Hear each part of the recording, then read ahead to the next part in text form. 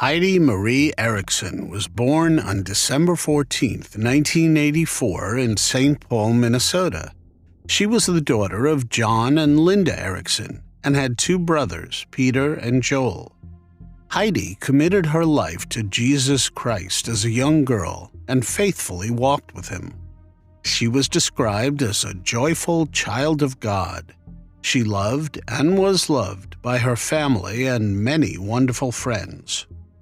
In 2005, Heidi met Nick Firkus at church, hit it off, and they got married soon after. Nick was born February 25, 1983, and is the son of Steve and Julie Firkus.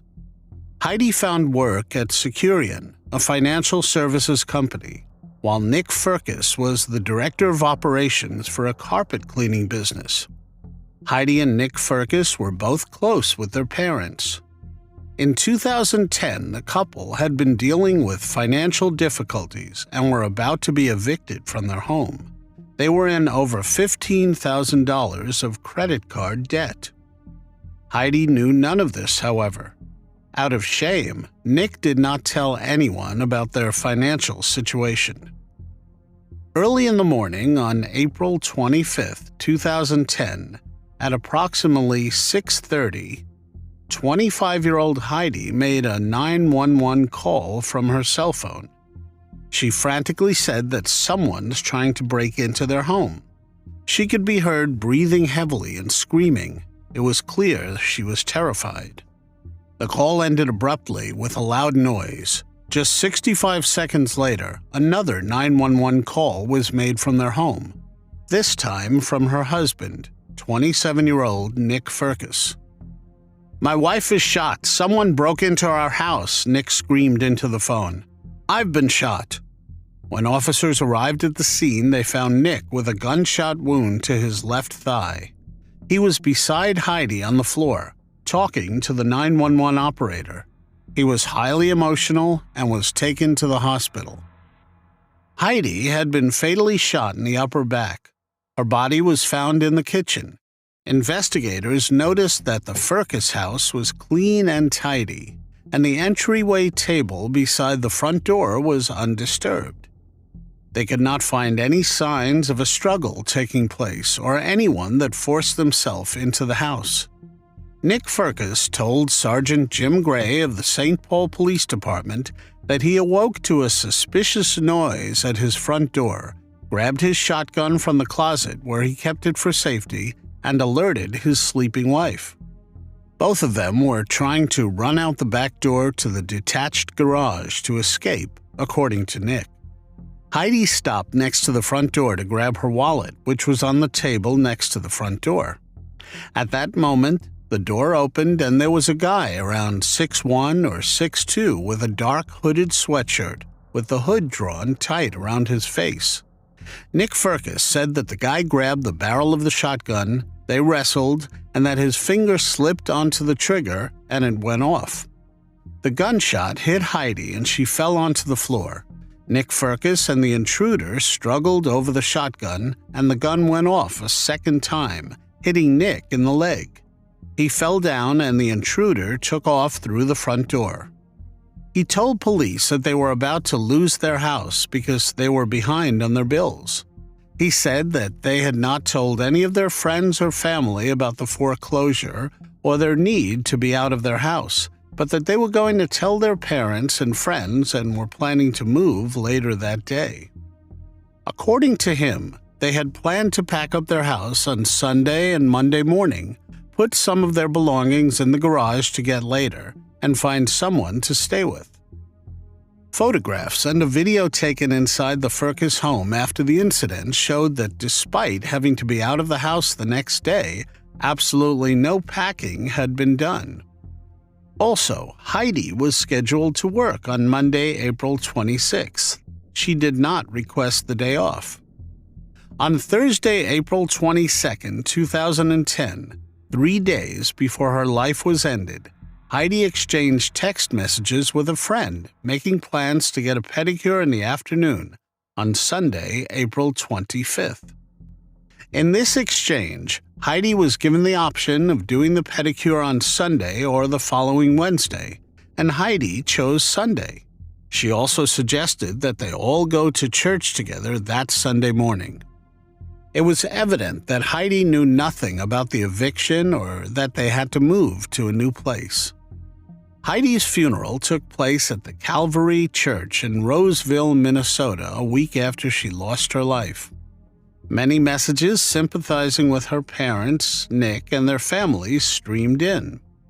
She was remembered as a beautiful young woman, and the community was deeply saddened. On her tombstone, the words "Joyful Child of God" are engraved. Extensive neighborhood canvassing and a canine search showed no sign of an intruder. He was never found. Investigators did note that Nick Firkus perpetuated several false accounts to them during interviews. He became a suspect in the case when the police found no signs of a forced break-in or any missing items. There were also no background noises that indicated there was an intruder or a struggle taking place. When investigators looked into the audio of the 2 911 calls made, investigators also found only Nick Firkus's DNA on the gun, and several witnesses testified there were no signs of a break-in.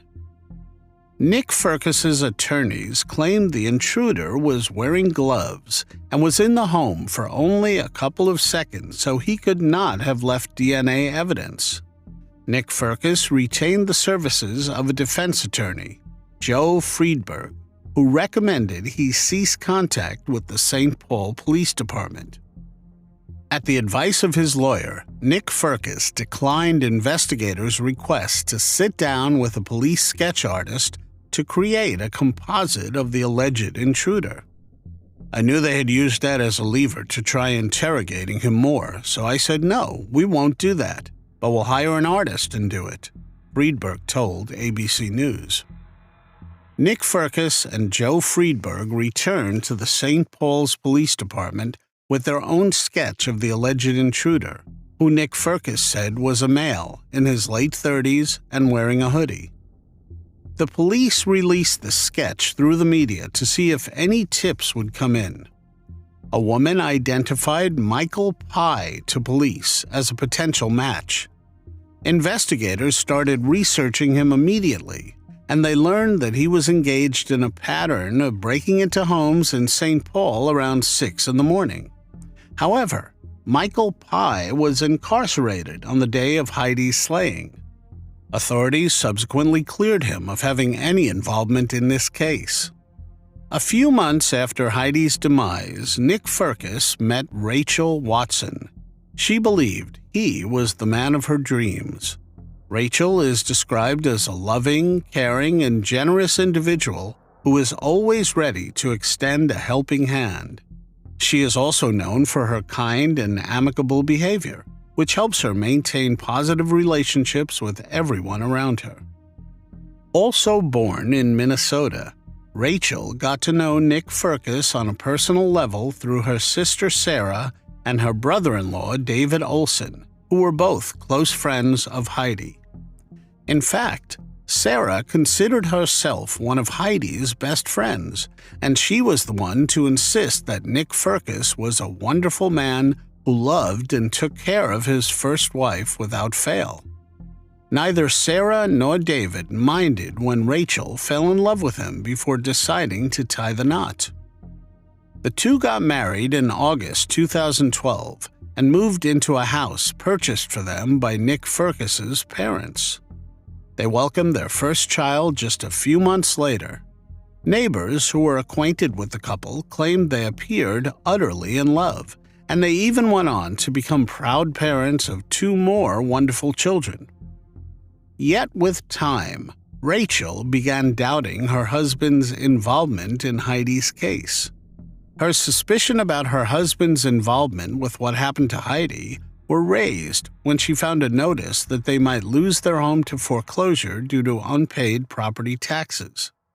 Nick and Rachel Firkus had an arrangement where they would pay the mortgage amount to Nick Firkus's parents, and he would pay the property taxes directly to the county. She immediately thought of what she had heard about Heidi's demise. According to Rachel, "I didn't know that this was happening, and I'm living with this person. I have children with this person, and the last time he had problems with finances, a lot of things went wrong," she said in an interview. She decided to confront him about it. Because she feared for her life as well, she sent their children away and even decided to record the whole conversation before talking to Nick. Although Nick Firkus said nothing incriminating while talking to his spouse, it was apparent he was hiding something. In one recording, Rachel said, "The fact that you're lying was so easy for you to do in front of me over and over and over makes me think that I could end my wife's life?" He responded. She replied, "Yes." This worry kept nagging Rachel until she could not take it anymore and divorced him in 2019. Rachel told ABC's 2020 that catching Nick Firkus in a substantially similar lie was what led her to see the 2010 event in an entirely new light. In 2019, Sergeant Nicole Sipes of the St. Paul Police Department took a new look at Heidi Firkus's case. "The case always bothered me because the circumstances did not seem to fit what happened," Sipes said. Once Sipes learned of Nick Firkus's recent divorce from his second wife, she reached out to Rachel, who shared her suspicions. "She could have also been a victim," Sipes said. In May 2021, Nick Firkus was arrested and for the first time officially charged with taking his first wife's life. The investigation showed Nick Firkus was served with foreclosure in June 2009, and their house was sold at a sheriff's auction in the same month, 10 months before Heidi was slayed. Eviction proceedings had been filed in February, and an eviction hearing was held on March 8, 2010, which Nick Firkus attended alone. The lockout date was originally set for April 9, 2010. Nick Firkus called the attorneys and stated his grandmother was in hospice and asked to move it to April 26. However, investigators found no evidence either of his grandmothers were in hospice or passed away in 2010. In a review of correspondence between the couple and financial documents found in the home, investigators were unable to find any proof that Heidi knew of the impending eviction. Nick Firkus's trial started in February 2022. Defense attorneys argued Heidi knew about the foreclosure and impending eviction. Prosecutors, on the other hand, said she did not know, and her husband was desperate. Nick Firkus, the complaint said, had done absolutely no packing and kept Heidi completely in the dark about the fact that they were about to be evicted on April 26, 2010, which was one day after the slaying. Investigators have reviewed the text messages and emails sent to and from Heidi and Nick Firkus's cell phones and email accounts. There is not a single message that references foreclosure or eviction proceedings or gives any indication that they would need to move out of their house imminently. On the contrary, on March 11, 2010, Heidi sent an email to a friend saying, "Wish we weren't tied down to our house so we could move somewhere fun." The law firm handling the foreclosure and eviction has no documentation signed by Heidi, and their representatives never had any contact with Heidi. All their contacts were with Nick Firkus. Investigators have spoken with Heidi's family, friends, and coworkers, and not one person said that Heidi ever said anything about foreclosure, eviction, or needing a place to stay or store their belongings. In April 2010, Heidi emailed Nick Firkus multiple times regarding scheduling a meeting with a realtor who helped them buy their house and who was referred to as JS, and also a friend from church. Nick Firkus responded by saying that he had been in contact with JS. On April 23, 2010, Heidi sent Nick Firkus an email asking whether he had heard from JS. Nick Firkus responded, "JS said that he's ready to meet when we are. I told him Monday should be good." Police interviewed JS, who said that he had not spoken to Nick Firkus in over a year and that there was no meeting scheduled for any Monday.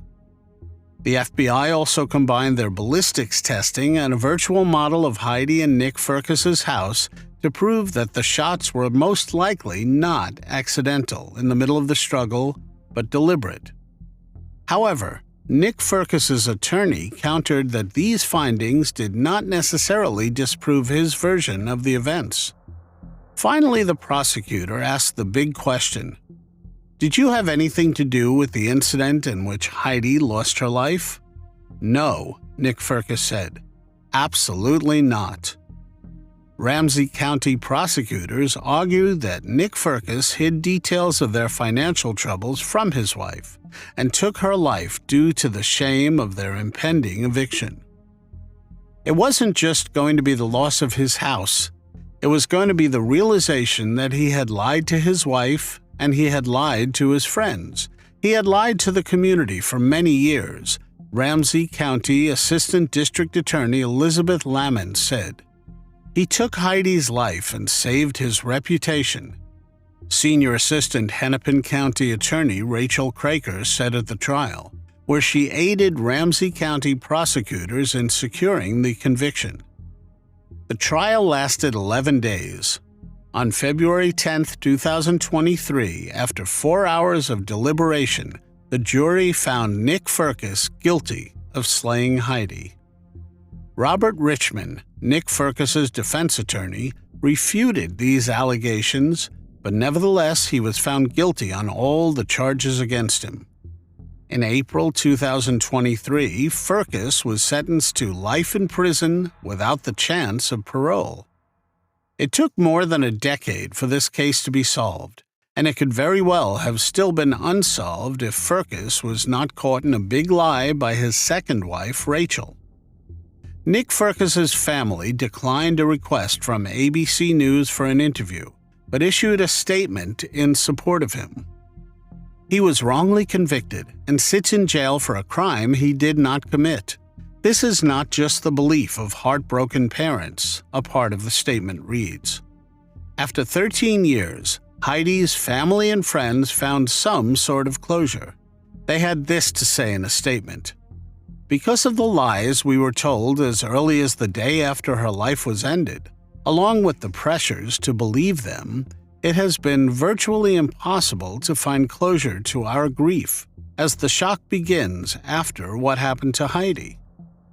The realization quickly set in that everything Nick Firkus was telling us betrayed who I knew my sister to be, Heidi's brother, Peter Erickson, said.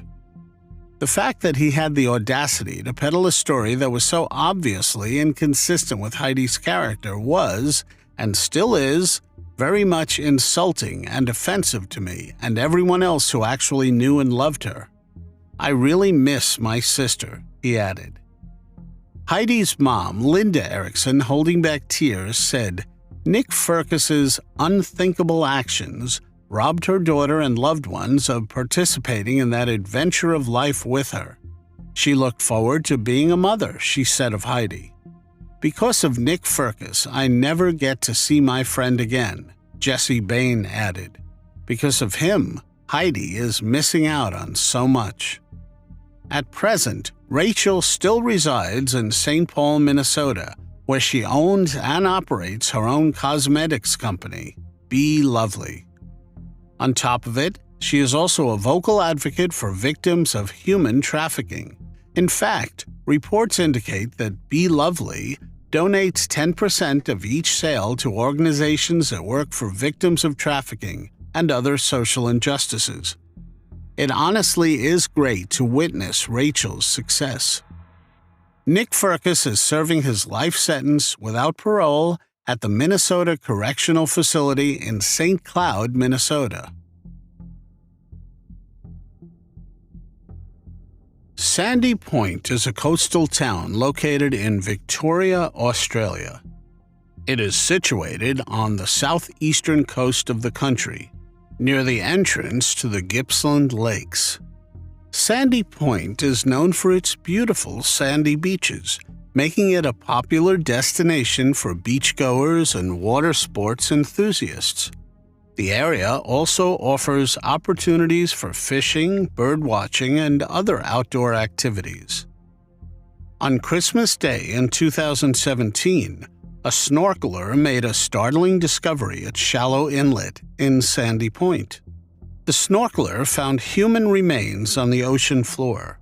The remains were devoid of tissue, clothing, or personal effects. Remarkably, almost the entire skeleton was uncovered in a near-perfect condition beneath the sand. With no context or clues to the man's identity, Victoria Police reported the finding to the coroner and transferred the remains to the Victorian Institute for Forensic Medicine. As the team of experts began their scientific tests, they were able to infer some characteristics of the unknown person. The forensic anthropologists determined that the remains belonged to a Caucasian male aged between 21 and 37 years who stood at approximately 170 centimeters tall. The forensic odontologist who delved into the dental restorations noticed that work done on the teeth hinted at the fact that the person lost their life a very long time ago or were not from Australia. The man's upper jaw was recovered, but not the lower jaw. Radiocarbon testing was not able to illuminate the timeline. It indicated a 95% probability that the individual lived between 1666 and 1942, which is hardly specific. A nuclear DNA profile and a mitochondrial DNA profile were obtained from the remains. The DNA profile information was compared to the Victorian Missing Persons DNA database, but no match was found. The DNA profile was also uploaded to the National Criminal Investigation DNA database for identification purposes, with no match. Since he could not be identified, the man was named the Sandy Point John Doe. At one point, there was speculation that the remains could have been those of Martin Weiberg. Martin was a ship's carpenter aboard the SS Avoca, who in 1877 managed to steal 5,000 gold sovereigns that would be worth millions of dollars today. Martin was caught and arrested on October 29, 1878. He spent 6 weeks in custody and went to the Tarwin River to show police where the rest of the gold sovereigns were hidden. During the search, Weiberg punched one of the officers in the stomach and ran into nearby bushes. He managed to evade police capture for 5 more months. Weiberg met up with police again on a bush track near Eagle Point in Paynesville, Australia. He was arrested, taken to Melbourne, and sentenced to 5 years of hard labor.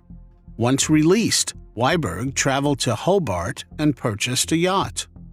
He sailed the yacht back to Waratah Bay in Gippsland, parked the yacht, and rowed a small boat to shore to collect supplies. But when he tried to row back to the yacht, the weather turned bad. His small boat was found washed ashore the next day, and Weiberg is presumed to have drowned, but his body was never found. Of course, the only way of finding out if the remains belonged to Martin Weiberg would be modern DNA technology. The Victorian Institute for Forensic Medicine was determined to discover the identity of this unknown man. Recently, they embarked on a program to explore the use of forensic genetic genealogy to solve several Australian cold cases, including this cold case. Forensic evidence was sent to Othram's laboratory in the Woodlands. Texas and Othram scientists used forensic-grade genome sequencing to develop a comprehensive DNA profile. Once Othram developed the DNA profile, it was returned to investigators, who then uploaded the profile to genealogical databases. The investigative research resulted in a compelling lead that Sandy Point John Doe was Mr. Christopher Luke Moore, a Gippsland farmer and World War I veteran who was thought to have drowned in Waratah Bay in 1928. He enlisted for the war, aged 18, serving for more than 18 months for the 10th Field Artillery Brigade. Historic police and coronial documents reveal that Christopher was at Waratah Bay with his parents, Cornelius and Charlotte, brother Francis, wife Elizabeth, and toddler Mary, when he got into difficulty in the waves on December 30th, 1928. A beachgoer tried to save him, but the tide was too strong. Cornelius Moore spent 10 long days searching the coastline for his son without success. Unearthed historical records unveiled an interesting twist. Mere weeks after Christopher's potential drowning, a local Sandy Point farmer discovered a mandible at Shallow Inlet. Christopher's father, recognizing the distinct dental work, confirmed the mandible as his son's. The coronial inquest held on January 24, 1929, officially validated this identification. Recently, the Victorian Institute for Forensic Medicine's findings were shared with the state coroner. A possible grandniece of Christopher Luke Moore was identified, residing in Gippsland, Australia. Police contacted this vital link to history, and she graciously cooperated, confirming the family's account of Christopher's drowning and the subsequent recovery and burial of his mandible. To establish an irrefutable familial connection, the grandniece provided a DNA sample. Through confirmatory DNA analysis, the truth was confirmed. Sandy Point John Doe was indeed Christopher Luke Moore. The discovery was made in July 2023. Based on the family's account, it is confirmed that Christopher accidentally drowned and no foul play was involved. Thanks to the effort of the Victorian Institute for Forensic Medicine and Othram, a 95-year-old case has finally been solved.